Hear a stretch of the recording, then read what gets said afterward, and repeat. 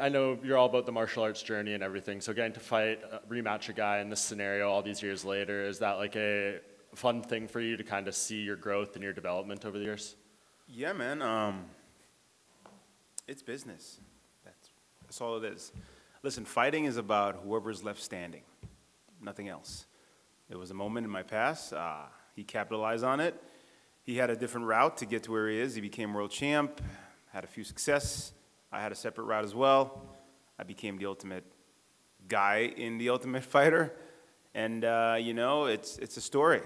And somehow we ended up right kind of where we need to be. So it's business.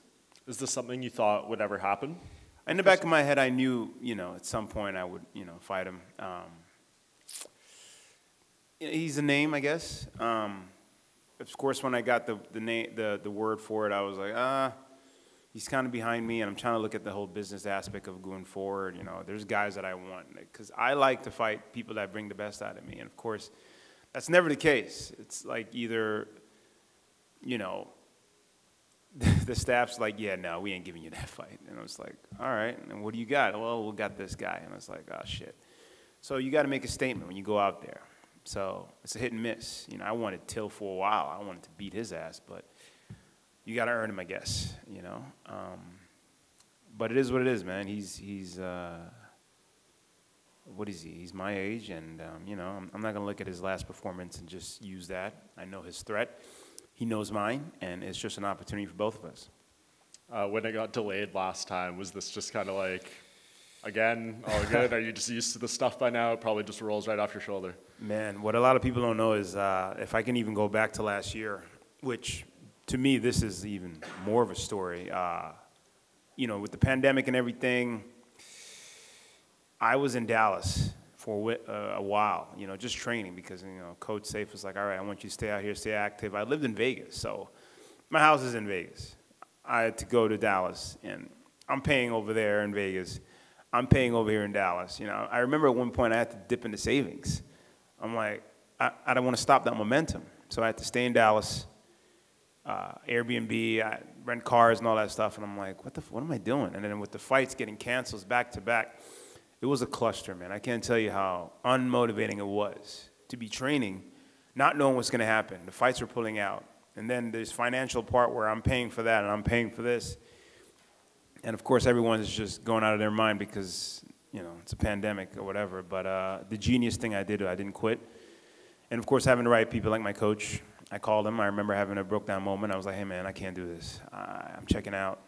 And he's like, son, you're going to look back at this and you're going to laugh. And you're going to be glad you didn't quit. So, obviously, you can't. So, with the right people around me, my strength conditioning coach, we had to hide to train because the cops are like, you got to stay home and all that bullshit. So we locked the gym lights off and trained in the dark and all that stuff. And during those times, man, it was a motivator. You know, he built me. I went to a dark place, sat down with some demons, and got to know him. But it's growing, man. And unfortunately, you know, a lot of the media don't see that part. Which, again, it's not for them to see. It kind of sucks that most of the media focus on what they need to see, which is the dramatic side of it, because it sells, and I get it. But every one of these fighters out here, man, they're fighting for something. I know I'm fighting for my life when I go out there, you know. I'm one of the veterans. So what that means is there's a lot of up-and-comers coming in, a lot of new blood. And the vets, man, they better keep their shit together or else it might be time. So, yeah, I'm fighting for my life when I go out there. You know, he has a taste for it. He had a taste for the strap. I'm trying to get a taste, too. That's what it's all about. We're lions in a room filled with lions, and we're all just chasing that gazelle. Right now, Izzy got that gazelle, and we're all chasing that motherfucker. That's it. It's business. And we've talked many times about how that Izzy fight is the dream fight for you. Seeing him lose for the first time, I know that's probably not the style in which you would think of beating him the way Jan did, but did that take anything away from that fight for you? You know, now you can't be the first guy to beat him. Yeah, right. He didn't really lose. He just ran out of time. But whatever. The game is changing, man. You can beat someone up and they can hold you for 5 seconds and they win. It's weird. I don't know who's giving these refs or judges, I want to say judges, lessons. I'm like, what? Who's educating these guys? But I'm not focused on that, man. He took a risk. He went up. I thought he would have fought Jones, but he fought the 205 champ, and he took a risk. And you know, there's reward in risk. And for him, I'm sure it's a learning experience for what he's got to go back and build for his own, because that's his own story, man. I don't focus on everybody's story. Everybody got their own story. I eventually would love to fight him, but it's more from a competitive standpoint. It has nothing to say, F you, you suck. Do I think he's great? Absolutely. But I'm very competitive. I'm the type of guy, I'll play video games. You'll beat me 1,000 times. I'm like, I just need one, you know? So I just want to go up against that style because I know that style. But to get there, I got to play the game. I got to play the politics. It's like, all right, whoever the UFC needs me to beat, whoever the UFC thinks can beat me, you know, the honor is fading out. And I'm starting to understand that because I'm old school. So it's about business, it's about money, it's about capitalizing on all that, and I get it. Doesn't mean I have to be a part of it accordingly. But at the end of the day, I get to be me. I have my goal. I know what I want. Everyone is different. I'm not here to say, screw you, you suck, you're too short, whatever. Do your thing, make it on your way, but I know what I want, and I know where I got to be. That's it. And last thing from me, you win this fight, it would be back-to-back wins over two of the greatest middleweight champions in UFC history. Where do you think that puts you in terms of the title picture? I mean, I don't know where that would put me. I don't even know who's in charge of the ranking system. Who's in charge of the ranking system? Panel? Really? A bunch of people just sit around the room and say you're numbered. Wow, okay. So I don't know how that works. I don't believe in it. I think it's bullshit, but whatever. But I guess it's wherever I'm ranked. I just got my mind fixated on the top guy. If they want to throw me some wolves in the top 5, that's what I exactly want. But, you know, styles make styles. You know, I don't want to go out there with someone hugging me. I want to punch someone in the face. But unfortunately, it's a part of the game. And that's what makes it so interesting, because guys are coming out there with great jiu-jitsu skills, great kickboxing, and that's what I love about MMA. I retired from kickboxing to do this. I was undefeated, but I got bored because I'm very creative. And of course, you know, I had some wins and some losses, but I'm still growing, man. I feel like I'm Benjamin Button. I'm going backwards. I'm definitely handsome as fuck, but I'm going backwards. Thanks, Uriah. Oh, yeah, Uriah. How big a deal is it to put on a show on Saturday? Or is it just about getting your hand raised, regardless if it's a technical fight or anything like that? Or you just want to get the win, or do you want to get a win and put on a show? Man, that's a great question. I don't really focus too much on that because, to me, I've never fed off the crowd. I've never, and no offense or anything, I just never fed off a bunch of crowd. I know we're modern-day gladiators, but I'm not going to go out there and use it. I've never had to. But I guess, you know, from a business standpoint, it's great to have the crowd back and everything, the environment. It's almost like getting out of that norm of wearing a mask. Now we're kind of getting back to this original norm, so I get it, but I don't feed off of it. And of course, you're a prize fighter. You fight for prize and money. But at least my question, what do you think when you see somebody that's not a trained fighter getting 1.3 pay-per-view buys and making more money than you that's not trained like you? Man. Thank you for bringing that up. Here's what I really think. At the end of the day, it's a great business move, but it's just a disappointment too. You know, some people are selling out. I get it, because I'm looking. I remember watching that or even hearing about it, going, I'm working my ass off, literally dying. This motherfucker just comes out there, says a couple of shit, and I know what he's doing. Let's be honest, the guy sucks. He sucks. He really sucks. And look who's picking. So I get it, you know, from a business standpoint, a YouTube fighter going out there, or a YouTube person just going out there, and people are feeding off that because you have people that hate him and you have people that love him, but you still got to watch him. It's genius. But at the same time, it's like it humiliates what I call real athletes that really put in the time. And I know guys behind me not even making that much. I know guys out there that aren't making much than the ring card girls.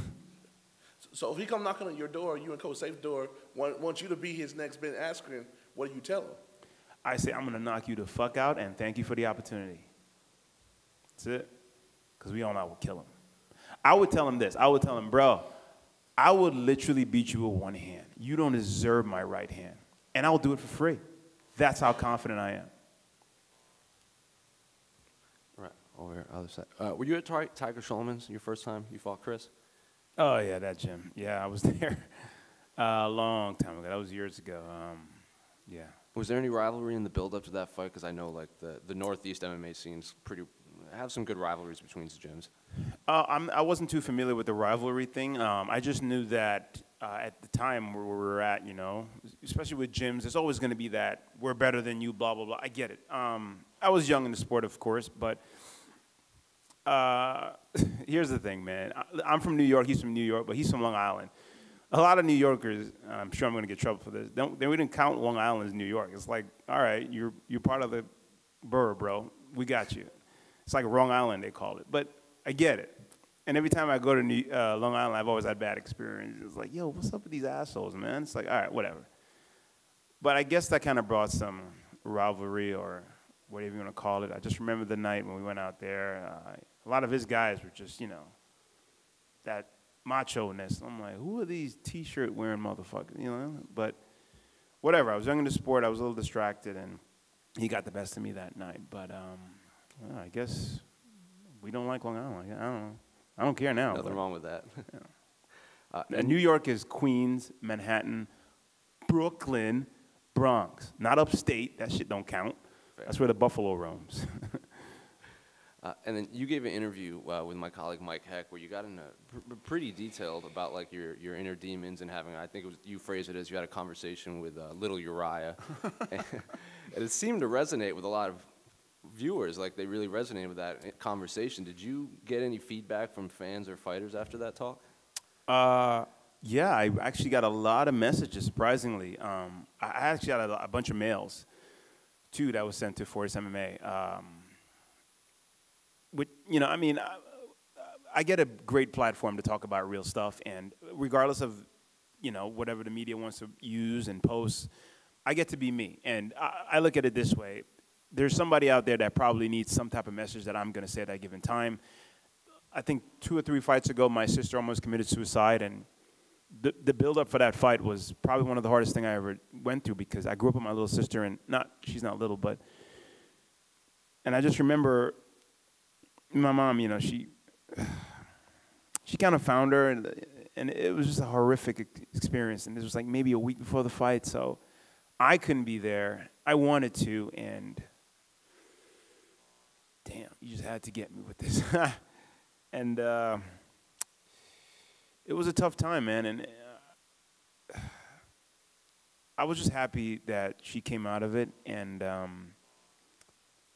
she's in a really, really, really great place, and I just had to kind of remind her of who she was and how she inspired me.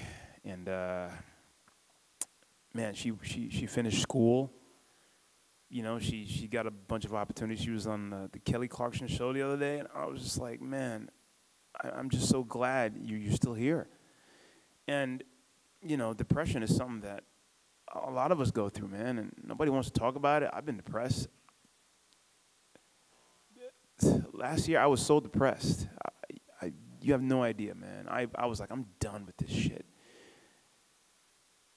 And if you don't have the right people, man, if you can't really even talk about it, it just builds to this thing where it takes you to a place and makes you do things you probably would regret. And for me talking about it, and I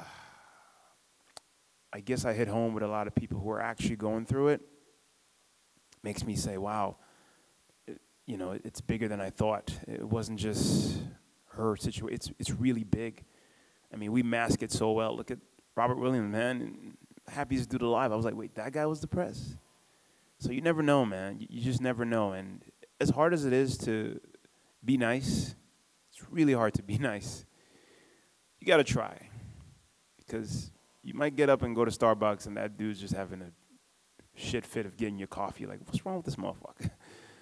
I don't know. Maybe he, you know, lost his home, and something has affected him for him to lash out that way. So it's important. It's hard, but it's a challenge I think a lot of people should try to do. Just try to be nice, which is to listen, to understand, and not listen to reply, because everyone just always got something to say.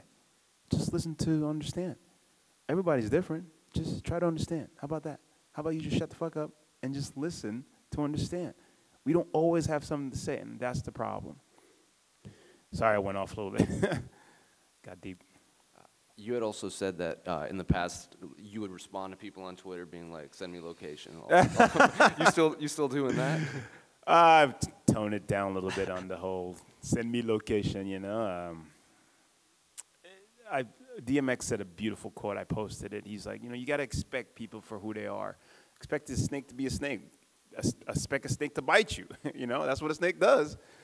So expect these people to be who they are. Expect the media to be the media, whether it's good or bad, because any media is always going to be exposure. Expect, and if you expect it, then it shouldn't affect you. Obviously it will, because as human beings, we're sensitive, man. If I look at you and be like, man, what the fuck are you writing? This shit is trash. Like, why are you doing this? Yeah, it's going to cause a slight effect because you're putting your work into this. You don't want someone to tell you and look at your work that it's terrible. Hopefully it's like constructive criticism to build you. And another quote I read the other day too, is like when we were kids, babies, right? You're like, come on, you can walk, right? Come on, stand up, buddy, you got this. And the whole world is right behind you. Nobody doesn't have to know who you are, but you see a baby trying to get up. It's like, come on, you got this. But it's totally different as an adult. Yeah, you shouldn't do this. Yeah, man, that 9 to 5 is better. You might want to stop. You should quit this career. As adults. So it goes back to the psychological warfare. Uriah, over here. Over here. Yep. Uriah, you obviously got in the UFC by getting through the Ultimate Fighter, and they just announced the season 29 coming up here. Just curious, what are your thoughts on the Ultimate Fighter continuing to go? Do you like the format? Just remembering your experience on it and everything. First of all, this guy got some swag. I like this dude. Look at that. You know what that means? It means I took time to prepare myself. That's fucking, I respect you. I think that's so important these days to take some time to fucking put into yourself. You're the fucking man. Appreciate it. And to answer your question, yeah, I saw a little preview. One of my dreams is absolutely teach the Ultimate Fighter. I think that I would be a great asset to that. What Chael did for me in that time, man, it couldn't have been any more remarkable. I think at the given time where I was, I was young, I was hungry, I was homeless. So I bought a one-way ticket going out to Vegas saying, this is it. I didn't even know how I was going to make it back. That's how important it was to me. And over 800 people tried out. I ended up being one of them. And, I did my due. It didn't turn out to the end in results. But, man, that whole time gap was exactly where I needed to be. I was uncomfortable, and I got comfortable with it. I realized at some point it's not called the Ultimate Fighter. I'm sorry, not the Ultimate Friends. It's the Ultimate Fighter, because after that Adam Sella kick, their team was scared of me. My team was scared of me. And you're in a house with nothing else to do, There's no outside activity. I mean, the only outside you got is the yard. You can't go outside and open the gate and take a walk. You got the gym. It's a pressure cooker, and it's just training constantly. There's alcohol. There's all these temptation. There's cameras walking around. It's a clusterfuck.